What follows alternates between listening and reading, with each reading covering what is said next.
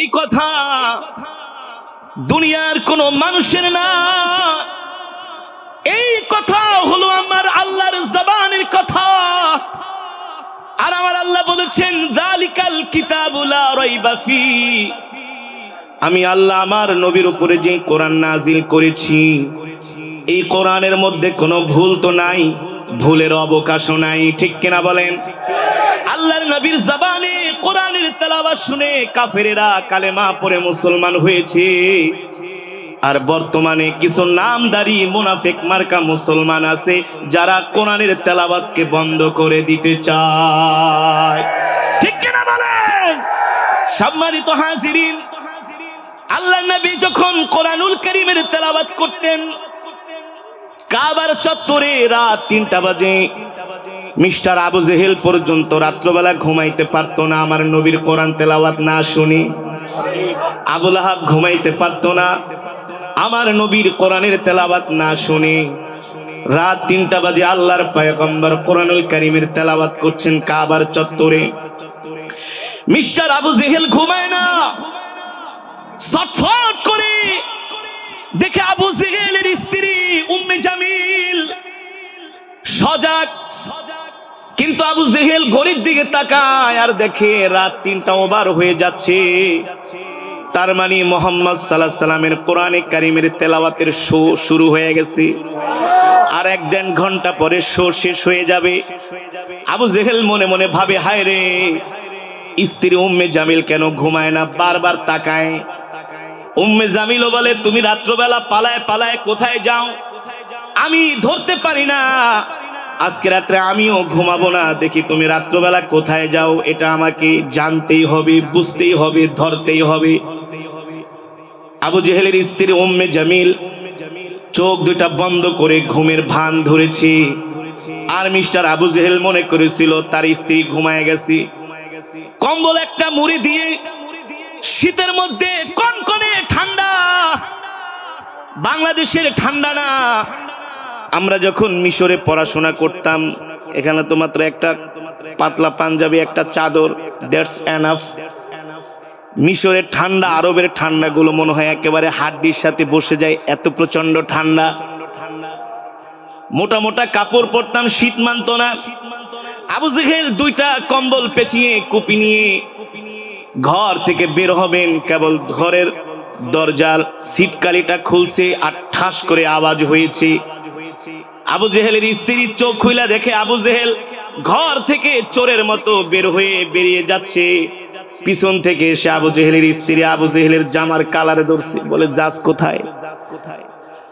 বলে, স্ত্রী কোথায় যায় প্রশ্ন করো না, জিজ্ঞেস করো না। আবু জেহেলের স্ত্রী বলে, কেন জিজ্ঞেস করবে না, তোমার চরিত্র তো অত ভালো না, রাত 2টা বাজে আবার কার ঘরে যাইয়া উঠবা? আবু জেহেল বলে, মিথ্যা অপবাদ দিও না, খারাপ কাজে যাই না।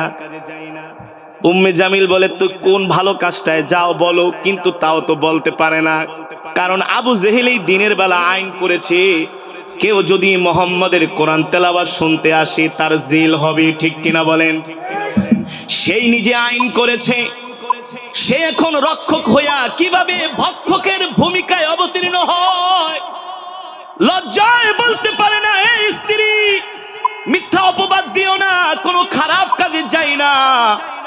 উম্মে জামিল বলে, কোন ভালো কাজে যাও এটাও তো বলতে পারে না, তার কারণ হলো আবু জেহেল মনে মনে ভাবতেছে, স্ত্রী যদি জানে আমি মুহাম্মাদের কোরআন তেলাওয়াত শুনতে যাই, তাহলে তো আমার স্ত্রী জনগণের কাছে বলে দিবে সকালবেলা যে দেখো দেখো তোমাদের বড় নেতা সে নিজে আইন করে নিজেই মুহাম্মাদের কোরআন তেলাওয়াত শুনতে যায়, তোমরা এর বিহিত করো, বিচার করো। আবু জেহেল মনে মনে ভাবে, যদি আমার দেশের জনগণ এই কথা জানতে পারে, আমার গলায় ফুলের মালা তো দূরের কথা, সকালবেলা জুতার মালা উঠবে, ঠিক কিনা বলে? কোরআন এমন এক কিতাব, কোরআনের এমন পাওয়ার, কোরআনের এমন মুজিজা, আল্লাহু আকবার, জোরে বলেন আল্লাহু আকবার। মক্কায় একজন কাট্টা কাফের কবি ছিল, একদিক থেকে আল্লাহর নবীর অনেক বড় দুশমন, আরেক দিক থেকে বড় নেতা, আর এক দিক থেকে সে হচ্ছে আরবের 1 নাম্বার কবি। তার নাম হচ্ছে ওলীদ ইবনুল মুগীরা। নাম কি? নাম্বার 1 কবি। আবু জেহেল চিন্তায় পড়ে গেল, এই আমি নিজেই তো কোরআন তেলাওয়াতের লোভ সামলাইতে পারি না, কিন্তু জনগণকে কিভাবে মুহাম্মদের কোরআন তেলাওয়াত শোনা থেকে দূরে রাখবো? সম্ভব হচ্ছে না। আবু জেহেল ওলীদ ইবনুল মুগীরার কাছে চলে গেল। এ ওলীদ ইবনুল মুগীরা, তোমার সাথে একটা মোস্ট ইম্পর্টেন্ট আলাপ আছে। বলে কি আলাপ আবু জেহেল? বলে শোনো শোনো, আলাপ হলো আমাদের ধর্মের তো 12টা বেজে যাচ্ছে। বলে কেমন 12টা? বলে আরে আমাদের ধর্মের যে ভালো ভালো মানুষগুলো, ভদ্র সভ্য মানুষগুলো, আবু বকর, ওমর, ওসমান, আলী, সবাই তো কালেমা পড়ে মুসলমান হয়ে যাচ্ছে। আল্লাহু আকবার। ওলীদ ইবনুল মুগীরা, শোনো শোনো, এইভাবে করে যদি চলতে থাকে কিছুদিন পরে তো আমাদের অস্তিত্ব থাকবে না, আমরা অস্তিত্ব সংকটে পড়ে যাব, আমাদের নেতৃত্ব থাকবে না, আমাদের নেতাগিরি চলে যাবে। এ ওলীদ ইবনুল মুগীরা, এর একটা ব্যবস্থা করো, এর একটা বিহিত করো, নইলে তোমার আমার অস্তিত্ব মক্কার জমিনে থাকবে না। ওলীদ ইবনুল মুগীরা ছিল কবি স্বভাবের মানুষ। যারা কবি হয় তারা একটু ভাবের মানুষ হয়, হয় না? যারা কবি, কিছু নাস্তিক, মুরতাদ, ইসলাম বিদ্বেষীরা আছে যারা কোরআনের আওয়াজ পছন্দ করে না, ওয়াজ মাহফিল পছন্দ করে না। তারা চায় ওয়াজ মাহফিল গুলো বন্ধ করে দিতে, ঠিক কিনা বলেন? কিন্তু কোরআন এমন এক কিতাব, আল্লাহ রাব্বুল আলামিন নিজেই বলছেন, ওয়া ইযা তুলিয়াত আলাইহিম আয়াতুহু যাদাতুহুম ঈমানা। কোরআনে মাজিদের তেলাওয়াত শুনলে ঈমান বৃদ্ধি পায়। এই কথা কার? আরো জোরে বলুন কার? এই কথা দুনিয়ার কোন মানুষের না, এই কথা হলো আমার আল্লাহর জবানের কথা। আর আমার আল্লাহ বলেছেন, যালিকাল কিতাবু লা রাইবা ফি। আমি আল্লাহ আমার নবীর উপরে যে কোরআন নাজিল করেছি, এই কোরআনের মধ্যে কোনো ভুল তো নাই, ভুলের অবকাশও নাই, ঠিক কিনা বলেন? আল্লাহর নবীর জবানে কোরআনের তেলাওয়াত শুনে কাফেরেরা কালেমা পড়ে মুসলমান হয়েছে। আর বর্তমানে কিছু নামদারি মুনাফিক মার্কা মুসলমান আছে যারা কোরআনের তেলাওয়াতকে বন্ধ করে দিতে চায়, ঠিক কিনা বলেন? সম্মানিত হাজিরিন, আল্লাহর নবী যখন কোরআনুল কারীমের তেলাওয়াত করতেন, কাবার চত্বরে রাত 3টা বাজে, মিস্টার আবু জেহেল পর্যন্ত রাত্রবেলা ঘুমাইতে পারতো না আমার নবীর কোরআন তেলাওয়াত না শুনি। আবু লাহাব ঘুমাইতে পারতো না আমার নবীর কোরআনের তেলাওয়াত না শুনে। রাত 3টা বাজে আল্লাহর পয়গম্বর কোরআনুল কারীমের তেলাওয়াত করছেন কাবার চত্বরে। মিস্টার আবু জেহেল ঘুমায় না, ছটফট করে দেখে আবু জেহেলের স্ত্রী উম্মে জামিল সজাগ। কিন্তু আবু জেহেল ঘড়ির দিকে তাকায় আর দেখে রাত 3টা ওভার হয়ে যাচ্ছে। তার মানে মুহাম্মদ সাল্লাল্লাহু আলাইহি সাল্লামের কোরআনে কারীমের তেলাওয়াতের শো শুরু হয়ে গেছে। আর 1-1.5 ঘন্টা পরে শো শেষ হয়ে যাবে। আবু জেহেল মনে মনে ভাবে, হায় রে, স্ত্রী উম্মে জামিল কেন ঘুমায় না, বারবার তাকায়। উম্মে জামিলও বলে, তুমি রাত্রবেলা পালায় পালায় কোথায় যাও আমি ধরতে পারি না, আজকে রাত্রে আমিও ঘুমাবো না, দেখি তুমি রাত্রবেলা কোথায় যাও, এটা আমাকে জানতেই হবে, বুঝতেই হবে, ধরতেই হবে। আবু জেহেলের স্ত্রী উম্মে জামিল চোখ দুটা বন্ধ করে ঘুমের ভান ধরেছে। আর মিস্টার আবু জেহেল মনে করেছিল তার স্ত্রী ঘুমায় গেছে। কম্বল একটা মুড়ি দিয়ে, শীতের মধ্যে কনকনে ঠান্ডা, বাংলাদেশের ঠান্ডা না। আমরা যখন মিশরে পড়াশোনা করতাম, এখানে তো মাত্র একটা পাতলা পাঞ্জাবি, একটা চাদর, দ্যাটস এনাফ। মিশরের ঠান্ডা, আরবের ঠান্ডাগুলো মনে হয় একেবারে হাড্ডির সাথে বসে যায়, এত প্রচন্ড ঠান্ডা। মোটা মোটা কাপড় পরতাম, শীত মানত না। আবু জেহেল 2টা কম্বল পেঁচিয়ে কুপি নিয়ে ঘর থেকে বের হবেন, কেবল ঘরের দরজার সিটকালিটা খুলছে আর ঠাস করে আওয়াজ হয়েছে।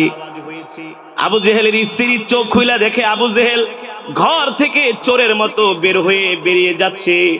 পিছন থেকে এসে আবু জেহেলের স্ত্রী আবু জেহেলের জামার কালারে ধরছে, বলে যাস কোথায়?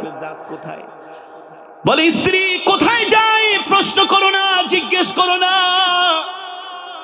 আবু জেহেলের স্ত্রী বলে কেন জিজ্ঞেস করবে না, তোমার চরিত্র তো অত ভালো না, রাত 2টা বাজে আবার কার ঘরে যাইয়া উঠবা? আবু জেহেল বলে মিথ্যা অপবাদ দিও না, খারাপ কাজে যাই না। উম্মে জামিল বলে তুই কোন ভালো কাজটায় যাও বলো, কিন্তু তাও তো বলতে পারে না, কারণ আবু জেহেল এই দিনের বেলা আইন করেছে কেউ যদি মুহাম্মাদের কোরআন তেলাওয়াত শুনতে আসে তার জেল হবে, ঠিক কিনা বলেন? সেই নিজে আইন করেছে, সে এখন রক্ষক হইয়া কিভাবে ভক্ষকের ভূমিকায় অবতীর্ণ হয়, লজ্জায় বলতে পারে না এই স্ত্রী মিথ্যা অপবাদ দিও না, কোনো খারাপ কাজে যাই না।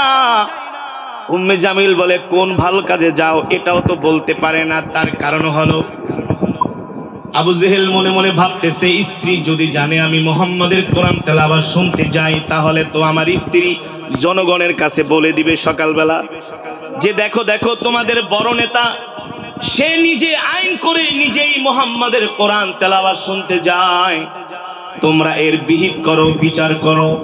আবু জেহেল মনে মনে ভাবে যদি আমার দেশের জনগণ এই কথা জানতে পারে, আমার গলায় ফুলের মালা তো দূরের কথা, সকালবেলা জুতার মালা উঠবে, ঠিক কিনা বলে?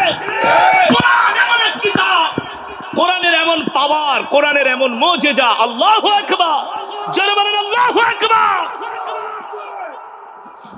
মক্কায় একজন কাট্টা কাফের কবি ছিল। একদিক থেকে আল্লাহর নবীর অনেক বড় দুশমন, আর একদিক থেকে বড় নেতা, আর একদিক থেকে সে হচ্ছে আরবের 1 নাম্বার কবি, তার নাম হচ্ছে ওলীদ ইবনুল মুগীরা।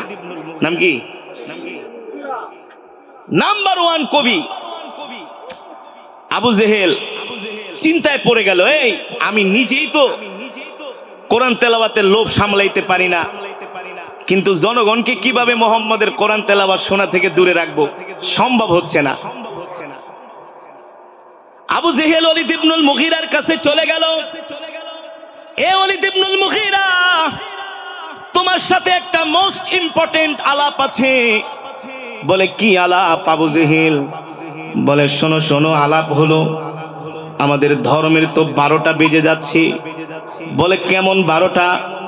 বলে আরে আমাদের ধর্মের যে ভালো ভালো মানুষগুলো, ভদ্র সভ্য মানুষগুলো, আবু বকর, ওমর, ওসমান, আলী, সবাই তো কালেমা পড়ে মুসলমান হয়ে যাচ্ছে। আল্লাহু আকবার।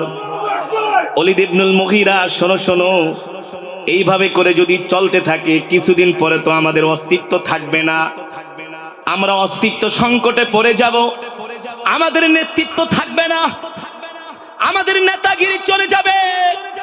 এ ওলীদ ইবনুল মুগীরা, এর একটা ব্যবস্থা করো, এর একটা বিহিত করো। যে আয়াতটা আমরা প্রত্যেক দিন জুমার নামাজে শুনি, আল্লাহু আকবার, খতিব সাহেব খুতবার মধ্যে তিনি পড়েন, ইন্নাল্লাহা ইয়া'মুরু বিল আদলি ওয়াল ইহসান ওয়া ইতা'i যিল কুরবা ওয়া ইয়ানহা আনিল ফাহশাই ওয়াল মুনকারি ওয়াল বাগই ইয়া'ইযুকুম লাআল্লাকুম তাযাক্কারুন। ঠিক কিনা বলেন? দূর থেকে ওলীদ ইবনুল মুগীরা আল্লাহর নবীর জবানে এই তেলাওয়াত শুনতেছেন। এতক্ষণ ঘরের বাহিরে ছিলেন, তিনি এই তেলাওয়াতের আওয়াজ শুনে দৌড়ায়া নবীজির ঘরে যে আল্লাহর নবীর সামনে বসে পড়লেন। আল্লাহু আকবার, আর জোরে বলেন আল্লাহু আকবার। নবীজি পড়তেছেন, ইন্নাল্লাহা ইয়া'মুরু বিল আদলি ওয়াল ইহসান ওয়া ইতা'i যিল কুরবা ওয়া ইয়ানহা আনিল ফাহশাই ওয়াল মুনকারি ওয়াল বাগই ইয়া'ইযুকুম লাআল্লাকুম তাযাক্কারুন। এই আয়াতের তেলাওয়াত শুনে ওলীদ ইবনুল মুগীরা মনে মনে ভাবে, এত সুন্দর চমৎকার কথা এত ভালো ভালো কথা, এত সাহিত্যপূর্ণ কথা প্রাঞ্জল ভাষায় আজ পর্যন্ত আমি কারো মুখেই শুনি নাই। এটা যদি কোনো কবির কাব্য হতো, আমি তো হচ্ছি আরবের সবচেয়ে বড় কবি। আমি যেহেতু জানি না, শুনি না, তাহলে আবু জেহেল টাহেল মিথ্যাবাদীরা কোত্থেকে শুনবে? আল্লাহ নবীকে উদ্দেশ্য করে বলে, ও মুহাম্মদ, তুমি যে আয়াতটা একটু আগে তেলাওয়াত করলা আরেকবার পড়ো। আল্লাহর নবী আবার তেলাওয়াত করলেন। ওলীদ ইবনুল মুগীরা ভাব ধরে, ভাব গাম্ভীর্যের সাথে নিচের দিকে তাকায় আবার শুনতেছে। তেলাওয়াত শেষ। ওলীদ ইবনুল মুগীরা বলে, মুহাম্মদ আরেকবার পড়ো। আল্লাহ নবী আরেকবার তেলাওয়াত করলেন। এভাবে করে করে ওলীদ ইবনুল মুগীরা আল্লাহর নবীর জবান থেকে 3 বার এই আয়াতের তেলাওয়াত শুনলেন। আল্লাহু আকবার। আল্লাহ তাআলা এই আয়াতের মধ্যে বলছেন, ও মুহাম্মদ, আমার নবী ও আমার হাবিব, আপনি দুনিয়ার মানুষদেরকে বলে দেন তারা যাতে মানুষের সাথে ইনসাফপূর্ণ আচরণ করে, মানুষ মানুষের সাথে সুন্দর আচরণ করে, তারা যেন আত্মীয়তার সম্পর্ক বজায় রাখে। অন্য 3টা নিষেধ করেছেন আল্লাহ। মানুষদেরকে বলে দেন তারা যাতে অশ্লীলতা, পাপাচার, ব্যভিচার না করে, মানুষের উপরে যাতে জুলুম অন্যায় না করে। ওগো মুহাম্মদ, আল্লাহর পয়গম্বর, ওগো আমার প্রিয় হাবিব, আপনি দুনিয়ার মানুষদেরকে এই কথাগুলো বলে দেন, বুঝায় দেন। ওলীদ ইবনুল মুগীরা আল্লাহর নবীর জবানে কথাগুলো শুনে আর মনে মনে ভাবে, শিক্ষিত মানুষের মর্যাদাই আলাদা। এ কারণেই তো কবি বলেছেন, মূর্খ বন্ধুর চাইতে শিক্ষিত শত্রুও ভালো। যে মূর্খ সে আপনার ইজ্জত মান সম্মান নষ্ট করতে কোনো কুণ্ঠাবোধ করবে না, আর যে শিক্ষিত আপনার শত্রু হলেও একটু চিন্তা করবে। করবে কি করবে না? আর মূর্খ মানুষ তর্ক করে বেশি, না পারলে শেষ পর্যন্ত পাহাড় দিয়া পাছা ঠেলে, একটা কথা আছে কি আছে না? ওলীদ ইবনুল মুগীরা মনে মনে ভাবে, আরে মুহাম্মদ এত সুন্দর কথাগুলো বলছেন, মানুষের সাথে সুন্দর আচরণ করা, ইনসাফপূর্ণ আচরণ করা, আত্মীয়তার সম্পর্ক বজায় রাখা, যাতে করে আমরা ফাহেশা কাজ, জিনা, ব্যভিচার না করি, মানুষের উপরে আমরা জুলুম না করি, আত্মীয়তার সম্পর্ক আমরা তো বজায় রাখি না, উল্টা তো আমরা আত্মীয়তার সম্পর্ক ছিন্ন করি, মানুষের উপর তো আমরা জুলুম করি, মানুষের উপরে আমরা ইনসাফ করি না, মানুষের সাথে সুন্দর আচরণ করি না, আমরা মানুষকে কষ্ট দেই। কিন্তু মুহাম্মাদের জবান থেকে যে কথাগুলো আমি শুনলাম, আল্লাহি রাব্বুল কাবা, কাবার কসম খায়া বলি, এই কথা আজ পর্যন্ত মুহাম্মাদের জবান থেকে আর কারো মুখে আমি শুনি নাই। তার মানে হলো মুহাম্মদ দুনিয়ার কোন সাধারণ মানুষ না, সে হলো আল্লাহর পয়গম্বর, কোনো সন্দেহ নাই। আল্লাহু আকবার। ওলীদ ইবনুল মুগীরা আল্লাহর নবীর জবানে কোরআনে কারীমের আয়াত শুনে বলতেছে, মুহাম্মদ তুমি যে চমৎকার কথা বলেছো, সুন্দর কথা বলেছো, এত সুন্দর কথা, চমৎকার কথা আজ পর্যন্ত মক্কার কোন মানুষের মুখে আমরা শুনি নাই। আল্লাহু আকবার। জোরে বলেন আল্লাহু আকবার। অনেক সময় আমরা ওয়াজ মাহফিলে গেলে আমাদের হাতে একটা স্লিপ ধরায় দেয়। কি ধরায় দেয়? বলে হুজুর এই ওয়াজ করেন, এই ওয়াজ করবেন না, তাহলে কিন্তু সমস্যা হবে। একটু পরে দেখি স্টেজে এসে পাশে একজন বসছে, খুব ভাবসাব নিয়া, কি নিয়া, জালেম যতই জুলুমকারী হোক, যতই ইসলামের বিরোধিতা করুক, দ্বীনের বিরোধিতা করুক, সে যদি শিক্ষিত হয়, তার সামনে উচিত কথা, হক কথা বললে, তার মাথায় যদি মগজ থাকে, সে সেটা মানতে বাধ্য। ঠিক কিনা বলে? মাঝে মাঝে পাশে আইসা বসে আরো বেশি ইস্কো বাইরা যায়, এমন বলা বলি, হক কথা। যাওয়ার সময় বলে হুজুর সুন্দর কথা কইছেন। কি বলছেন? কি বলছেন? না হুজুর এক্সিলেন্ট। সুন্দর কথা বলছেন, অথেন্টিক কথাবার্তা বলেছে, ঠিক কিনা বলেন? হ্যাঁ, হকের আওয়াজ তোলো, দ্বীনের পক্ষে কথা বলো, আল্লাহর দ্বীনের জন্য জীবনের ঝুঁকি নিয়ে হকের উচ্চারণ করতে হবে। আল্লাহ নবী জীবনের ঝুঁকি নেয় নাই? নিয়েছে। তোমার মৃত্যু যদি লেখা থাকে জেলখানায়, জেলখানায় তোমার মৃত্যু হবে, কেউ বাঁচাতে পারবে না। তোমার মৃত্যু যদি লেখা থাকে বিমানে, সেখানেই তোমার মৃত্যু হবে। তুমি মনে করো না হকের কথা, দ্বীনের কথা, ইসলামের পক্ষে কথা বললে, কোনো বিপদ আসলে, তুমি যদি জেলখানায় মারা যাও, তোমার অনেক বড় ক্ষতি হয়ে যাবে। না না, মৃত্যু কার হাতে? জেরে বলেন। হযরত খালিদ ইবনুল ওয়ালিদ রাদিয়াল্লাহু তাআলা আনহুর নাম শুনছেন? যাকে বলা হয়েছিল সাইফুল্লাহ, আল্লাহর তরবারি। সুবহানাল্লাহ বলেন। আল্লাহ নবীর তরবারিটা খালিদ ইবনুল ওয়ালিদকে আল্লাহ নবী হাদিয়া দিয়েছেন। সুবহানাল্লাহ বলেন। খালিদ ইবনুল ওয়ালিদ রাদিয়াল্লাহু তাআলা আনহু তার জীবদ্দশায় যতগুলো যুদ্ধে অংশগ্রহণ করেছেন, কোন যুদ্ধে খালিদ ইবনুল ওয়ালিদ হারে নাই, পরাজয় বরণ করে নাই, সবগুলোতে তিনি বিজয় অর্জন করেছেন। সুবহানাল্লাহ। খালিদ ইবনুল ওয়ালিদ মৃত্যু সজ্জায় তার স্ত্রীকে বললেন, প্রিয়তমা আমার শরীরের দিকে একটু তাকায় দেখো তো, আমার শরীরে কোনো দাগ আছে কিনা। দেখে পুরো শরীরের মধ্যে তরবারির দাগ, কোন জায়গায় 1 ইঞ্চি জায়গা বাকি নাই, সব জায়গায় কি তরবারির দাগ, সব জায়গায় পুরো শরীরে। খালিদ ইবনুল ওয়ালিদ বলে, স্ত্রী আমার শরীরে কয়টা দাগ দেখছো? বলে, প্রিয়তম স্বামী, কয়টা দাগ দেখেছি এটা গণে হিসাব করা যাবে না, আপনার পুরো শরীরটাই তরবারির দাগে ঝাঁঝরা হয়ে গিয়েছে। খালিদ ইবনুল ওয়ালিদ রাদিয়াল্লাহু তাআলা আনহু আক্ষেপ করে বলে, হায় রে, জীবনে এতগুলো যুদ্ধ করলাম, দিলের তামান্না ছিল আল্লাহর রাস্তায় জিহাদের ময়দানে শাহাদাত বরণ করব, কিন্তু আমার মৃত্যু তো আর জিহাদের ময়দানে না, আমার মৃত্যু হলো বিছানায়, আমি জিহাদের ময়দানে কিভাবে শাহাদাত বরণ করব? ঠিক কিনা বলেন? এ কারণে যুবক ও মুসলমান, যার যার জায়গা থেকে হকের উপরে, ইসলামের উপরে, দ্বীনের উপরে আমাদেরকে অটল থাকতে হবে। ঠিক কিনা বলেন? বর্তমানে এটাই আমাদের জন্য সবচেয়ে বড় মুজাহাদা। সবচেয়ে বড় কি? হকের পক্ষে থাকতে হবে, আলেমদের পক্ষে থাকতে হবে, কোরআনের পক্ষে কথা বলতে হবে। ঠিক কিনা বলেন?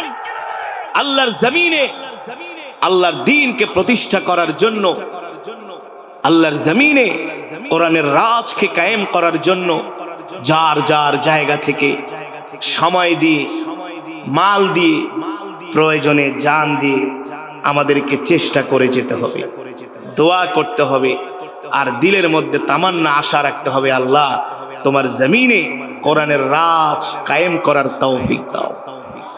এতটুকুন ইচ্ছা তামান্না যদি মুসলমান না থাকে, আপনি মুনাফিক হয়ে মারা যাবেন। মুনাফিক, মুনাফিক, মুনাফিক।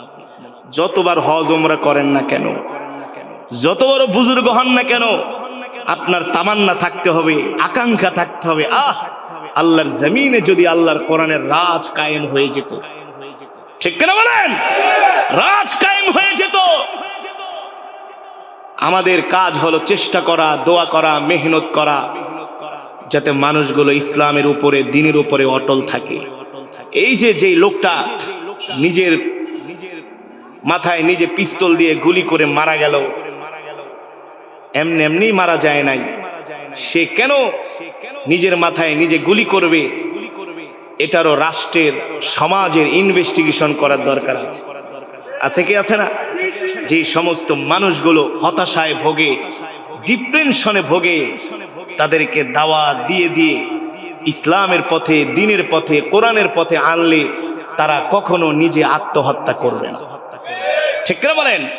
দূর থেকে, দ্বীন থেকে, ইসলাম থেকে দূরে সরে যাওয়ার কারণে, তাদের ঈমান দুর্বল হওয়ার কারণে, আল্লাহর উপরে আস্থা বিশ্বাস না থাকার কারণে তারা নিজেরা আত্মহত্যার পথ বেছে নিচ্ছে।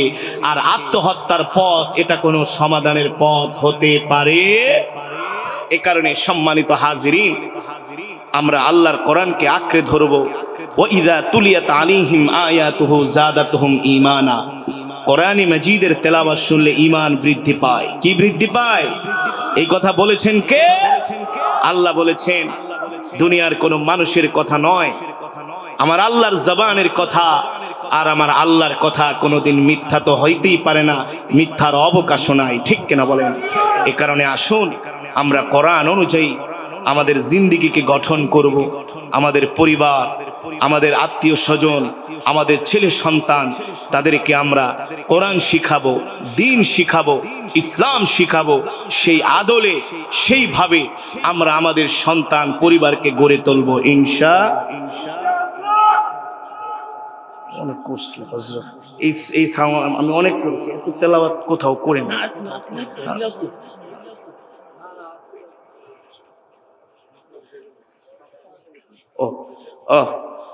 সম্মানিত হাজিরিন, আপনারা আজকের মজমায় আসতে পেরে খুশি নাকি বেজার? আরো আসতে কোন, এখন আওয়াজ কমে গেছে। খুশি তো ইনশাআল্লাহ? আরে কেন খুশি হবেন না? যারা আসছেন সবাই এক খতম করে কোরআন শরীফের সওয়াব পেয়েছে।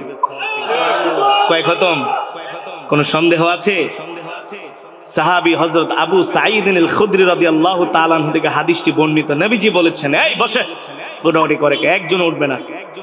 নবীজি বলেছেন, কেউ যদি কোরআনুল কারীমের সূরাতুল ইখলাস 3 বার তেলাওয়াত করে, আল্লাহ তাআলা তার আমলনামায় এক খতম কোরআন শরীফের সওয়াব দান করে।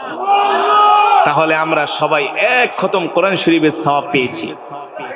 আল্লাহ তাআলা এই সওয়াব আমাদের মা বাবার কবরে পৌঁছে দিক, বলি আমিন। মা বাবার কবরকে আল্লাহ জান্নাতের বাগান বানায় দিক, বলি আমিন।